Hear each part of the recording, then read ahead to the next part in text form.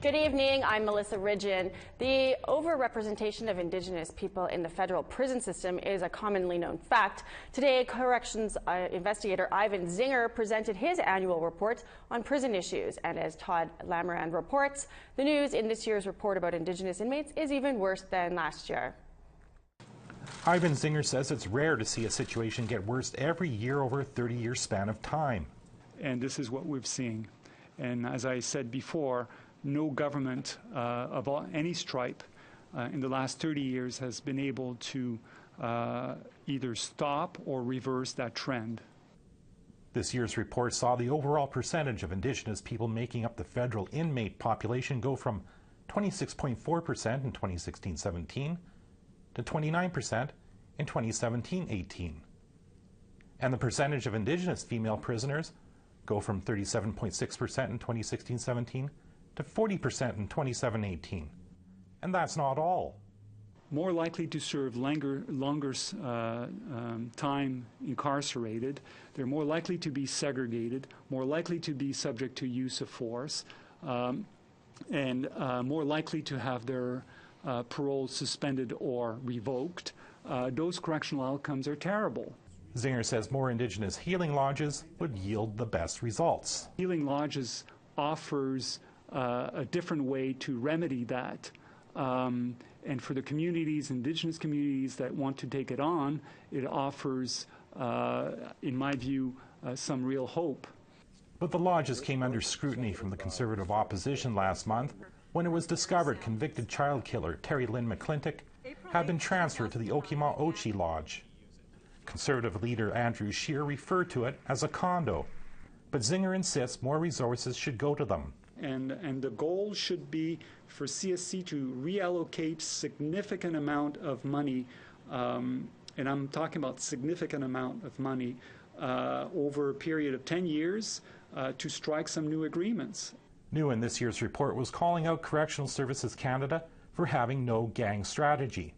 Zinger says the lack of one worsened a riot in Prince Albert, Saskatchewan in 2016 that left one inmate dead. It's a tragedy that when you have in a medium security, not even a maximum security where usually riot happens, you have young people who believe they have nothing to lose when they are actually on average serving relatively short sentences. You've got to ask the question, why? He says cutting down on gang recruitment behind bars would be relatively easy. With initiatives that focuses on employment, vocational skills, on education, and engagement with elders, etc., etc. Zinger detailed a gang strategy in a different report called Missed Opportunities. It came out last year but was largely ignored by government and corrections services. Todd Lamoran, APTN National News, Ottawa. Of course, we always like to hear what you think. Here's how you can continue the conversation. Send your emails to news@aptn.ca. Find us online at aptnnews.ca and on youtube.com/aptnnews. You can also follow APTN News on Facebook, Twitter, and Instagram for more Indigenous news. Today in Vancouver, the trial continues for the man accused of abducting and killing a 12-year-old girl in 1978. APTN's Tina House joins us from outside the British Columbia Supreme Courthouse with the latest in the trial of Gary Handlin. Today at the murder trial for accused child killer Gary Handlin, RCMP testified and shared evidence into their investigation into the disappearance and murder of 12-year-old Monica Jack. They believe that Gary Handlin grabbed her while she rode her bike just outside of Merritt, BC, put her in his camper, and took her up into the hillside. Handlin sat stoically in the prisoner's box while jury members listened intently to the information being shared with them by RCMP. Monica's mother is expected to take the stand in the next coming days. Back to you in studio. This year, a suicide crisis has devastated the Nunavik region of subarctic Quebec. This week, leaders, service providers, and community members are meeting in the region's administrative capital to discuss solutions. Tom Venerio has the story. About 70 people met today in Kuujjuaq to discuss the suicide crisis currently gripping Nunavik. 11 people have taken their own lives in Pervunatuk, one of only 14 communities in Nunavik. Tunu Narpatuk, the mayor of Kuujjuaq, opened the meeting with words that implored action. At this point, we have to stop waiting on other people, other groups, other organizations to deal with the subject. And that's been one of the challenges in Inuit Nunang, is that we're waiting on others to deal with this. Robert Watt, head commissioner of the Nunavik School Board, called for this emergency meeting. Many of the Inuit who have died were high school students. I believe we will come up with a system whereby all these organizations and service providers have their own little way of trying to deal with suicide, but we're not really putting all these plans together, so we have one plan that includes everybody's input. The meeting took a long break at midday so that many of the participants could attend a funeral of someone who took their own life here in Kuujjuaq late last week. Tunu Narpatuk emphasized that it's important to not only talk about prevention of suicide, but also promoting life by encouraging people to be proud in being Inuit. As Inuit, with such a great history of survival in such a harsh environment, I feel that this is something, this could be one of the great tools to use to say, okay, Inuit, since 3,000, 4,000 years now, have been able to survive in such a harsh environment. The Inuit of Nunavik are now facing a different sort of harsh environment, one of intergenerational trauma caused by colonial practices.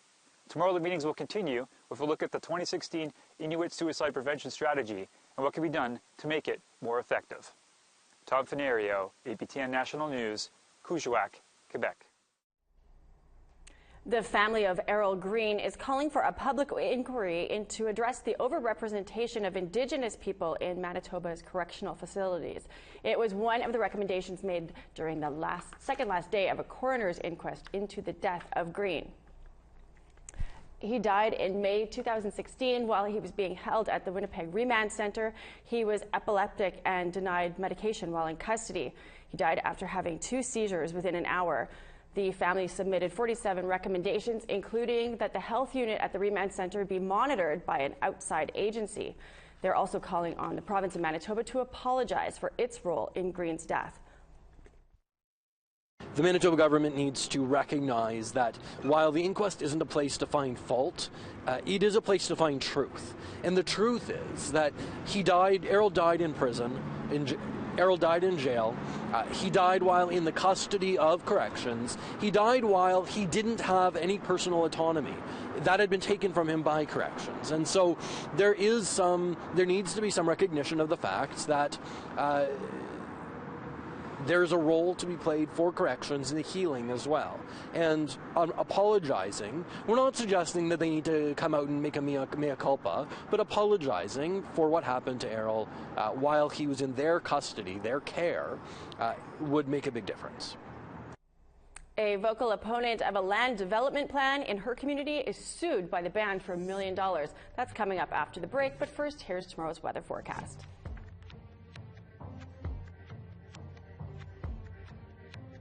To the east coast, we've got 7 and sunny in Charlottetown and Fredericton, 9 and sunshine in Halifax, -2 and rain in Nukchak. Kuujjuaq's -1 and sunny. Chibougamau is rain and 1. Saguenay and Quebec City are 2 with some snowy rain. Sarnia and London are 14 with rain. Sunny up though in Sault Ste. Marie and 7 degrees. Big Trout Lake is rainy and 1. Kapuskasing and Timmins 5 and rain. -1 in Churchill with some sun and clouds. The Pas is a little bit sunnier, -2. 3s for Gimli and Winnipeg with some sunshine. Brandon has some sunshine and 3 as well. 7s for North Battleford and Saskatoon with a mix of sun and cloud. Down in Estevan at 6 and sunny. Uranium City -1 and rain, with Stony Rapids -5 and rain, and Meadow Lake is 6 with a mix of sun and cloud.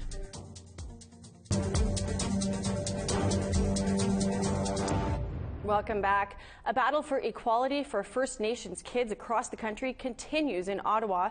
The federal government is back at the Human Rights Tribunal defending its progress. Here's Annette Francis. Paula Isaac is the first of 2 witnesses to take an oath over the next 2 days. Do you solemnly affirm that the evidence you are about to give to this tribunal is the truth, the whole truth, and nothing but the truth? I do. Please state your full name for the record. Paula Isaac. Thank you. The intent of today's hearing is to get an update from the federal government on how the tribunal's orders are being implemented. Isaac is the former Assistant Deputy Minister of Education and Social Development Policies at Indigenous Services Canada. She's being cross-examined by Sarah Clark, legal counsel for the First Nations Child and Family Caring Society.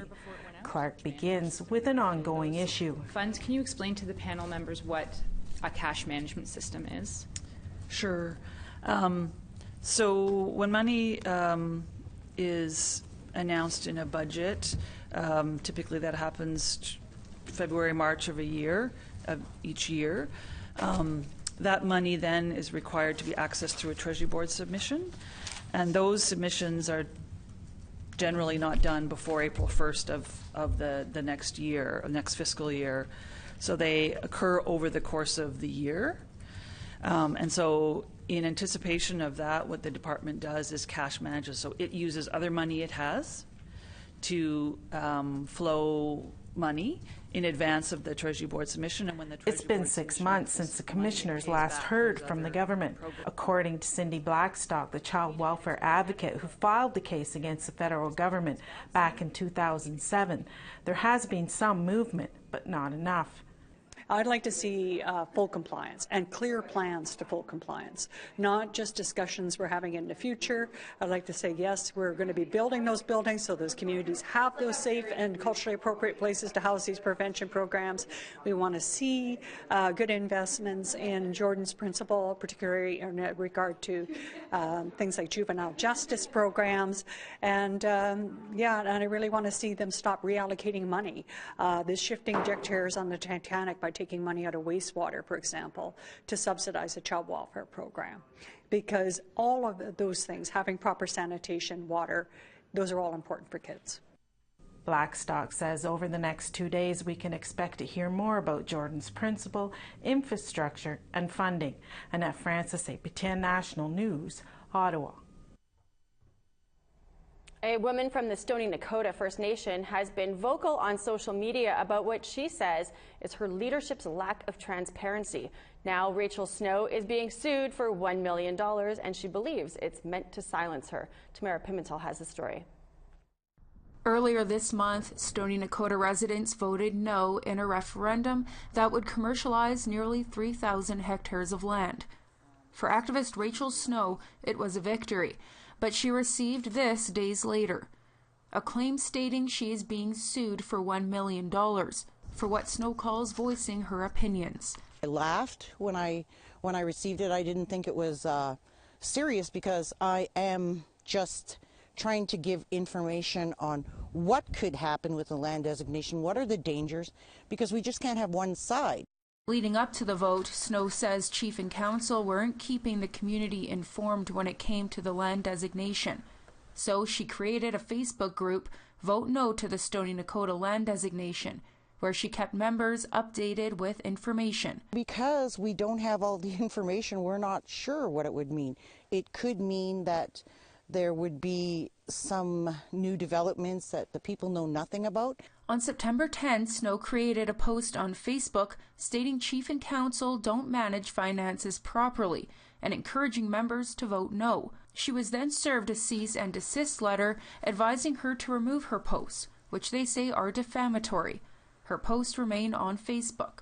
The Stoney Dakota First Nation is divided by 3 bands, Bearspaw, Wesley, and Chiniki. Snow is a member of Wesley Band, and it was Chiniki that served the cease and desist letter and later statement of claim, suing her for defamatory remarks.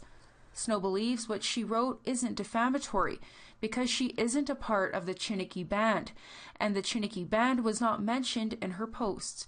In my opinion, it's not defamation. If Trudeau himself decided to sue everybody on Facebook, he would be constantly suing people, because there are a lot of people who make remarks about Trudeau and he can't. It's almost like a frivolous or vexatious, it's a time-wasting lawsuit, and it's again like meant to to silence.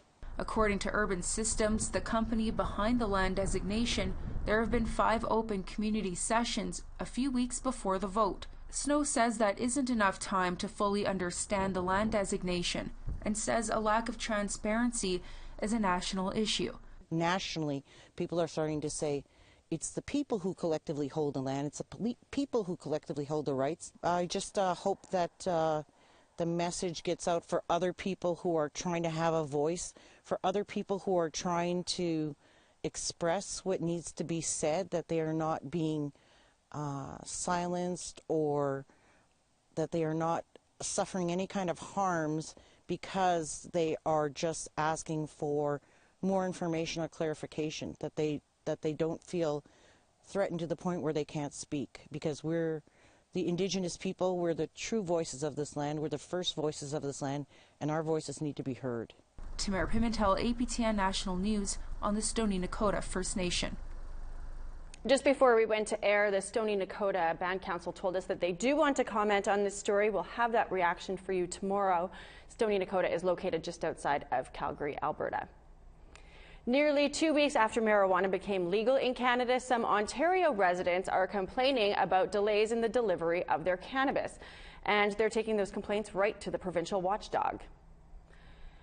For now, Ontarians can only buy marijuana legally through the online Ontario Cannabis store, but the province's ombudsman says it has received a number of complaints over the past several days. They are reviewing and resolving them wherever possible, they say.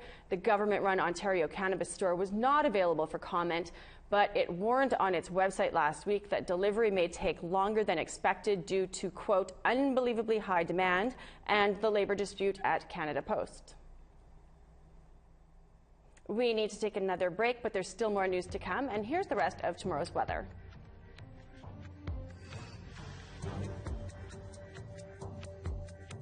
Off to northern Alberta we go. 0 in rain and high level, 7 and rain in Peace River, 9 in Calgary and Edmonton with a mix of sun and clouds, 7 and mostly sunny in Red Deer, 11s for Kamloops and Vancouver and Victoria and rain there, -1 and rain in Dease Lake. Smithers is rainy and 7. -11 up in Old Crow with sunshine, -3 and sunny in Whitehorse. -8 and rain in Norman Wells. Actually, that's snow. -7 in Wrigley, -6 in Fort Simpson. Tuck is in at -10 with a mix of sun and clouds. -10 in Sax Harbor too, but with some snow. Baker Lake is -6 and snow. -11 up in Cambridge Bay. -2 for Whale Cove and Riviat. Goya Haven is -13 in sunshine. -15 and sunny in Arctic Bay. -10 and sunny in Iqaluit.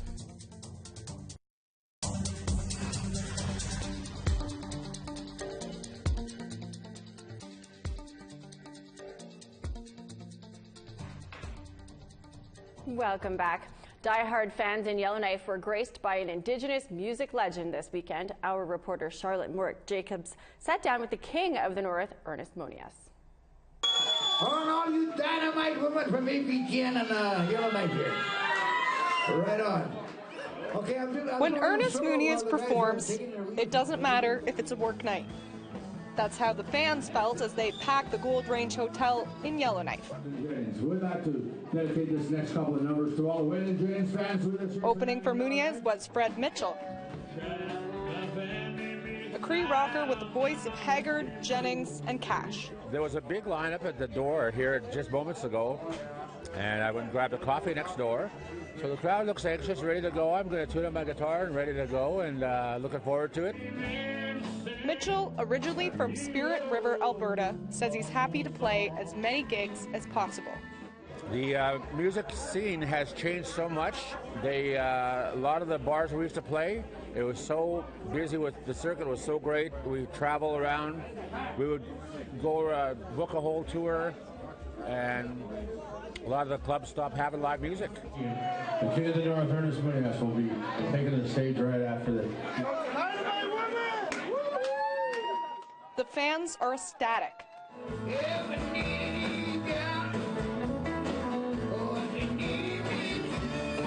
Not only is he known as the King, but he is also a meme celebrity. Oh, they call me the Meme King as well. Monias, who hails from Cross Lake, Manitoba, has 18 albums and has toured communities across Canada. Well, I had a lot of challenges, but that never deterred me from stopping or quitting, or it kept me going. If you were to go back and do anything differently in your music I'd do it all over again the same way. He is pretty popular. It was difficult to even do an interview without fans asking for photos. Other people's experiences, what I see around me. Yeah, hang on, I got an interview right now. Both Mitchell and Monias sing songs about their experiences and observations of the world. Yeah, I sing from the heart. You can tell when you see me on stage, I sing with feeling. Okay, well, I just don't sing wham bam, thank you ma'am, songs like that. I sing from the heart. When can fans expect performances from Monias until? This might be the last time that you're in Yellowknife. Might be. I'm considering retiring next year. If this is the last time the King of the North makes it to the NWT, it doesn't matter if it's a work night. When Monias comes to town, you go. Charlotte Mort-Jacobs, APTN National News, Yellowknife. A new episode of Face to Face airs tonight right after the news. This week's guest is Darryl LaRue. He's a professor in the Department of Social Justice and Community Studies at St. Mary's University. He joins Dennis Ward to discuss the rise of the Eastern Métis. Here's a look ahead. The increase in the number of individuals who are self-identifying as Métis in Nova Scotia has gone from 830 in 1996 to 23,315 in 2016, and I expect that number will increase even more, given that this movement is sort of just developing right now. You can see the entire interview right after tonight's news, so stay tuned and join Dennis Ward on Face to Face. Well, here's another story coming from the Something You Don't See Every Day file. A couple in northern Ontario captured quite the majestic scene, a rare albino moose and her baby. The mother and calf were spotted crossing a highway west of Timmins. These moose are extremely rare and are commonly referred to as spirit moose. To protect these unique animals, Ontario has banned harvesting any moose that is more than 50% white in color. I guess that's white moose privilege then. Well, that's all the news I have for you tonight. Stay tuned right now for Face to Face with Dennis Ward. And tomorrow, Halloween afternoon, it's only fitting that I sit down with two of the hosts from the hit paranormal show, The Other Side, to talk about the spirit world. That's live at 2 p.m. Central Time. I'm Melissa Ridgen. Thanks for joining me. Have a great night.